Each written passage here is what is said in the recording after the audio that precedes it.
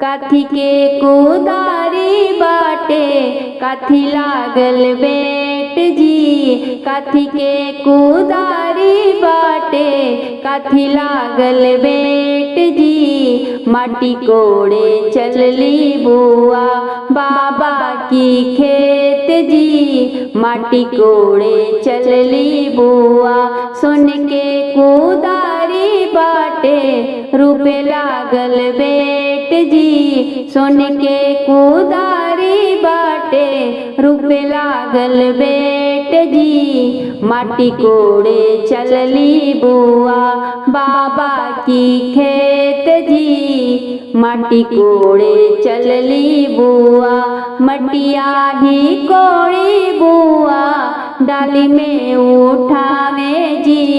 अम्मा सोहागिन से नेगपुर मावे जी। अम्मा सोहागिन से लहंगा मांगे चोली मांगे चुनरी समेत जी। माटी कोड़े चलली बुआ बाबा की खेत जी। माटी कोड़े चलली बुआ कुदारी बाटे काथी लागल बेट जी। माटी कोड़े चलली दीदी भैया के खेत जी। माटी कोड़े चलली दीदी सोन के कुदारी बाटे रूपे लागल बेट जी। माटी कोड़े चलली दीदी भैया की खेत जी। माटी कोड़े चलली दीदी मटिया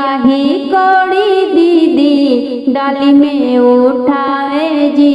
भाभी सोहागिन जी से नेगपुर मावे जी। भाभी सोहागिन से हर मांगे टीका मांगे कंगना समेत जी। हर मांगे टीका मांगे कंगना समेत जी। माटी कोड़े चलली बुआ बाबा की खेत जी। माटी कोड़े चलली दीदी भैया की खेत जी। माटी कोड़े चलली बुआ।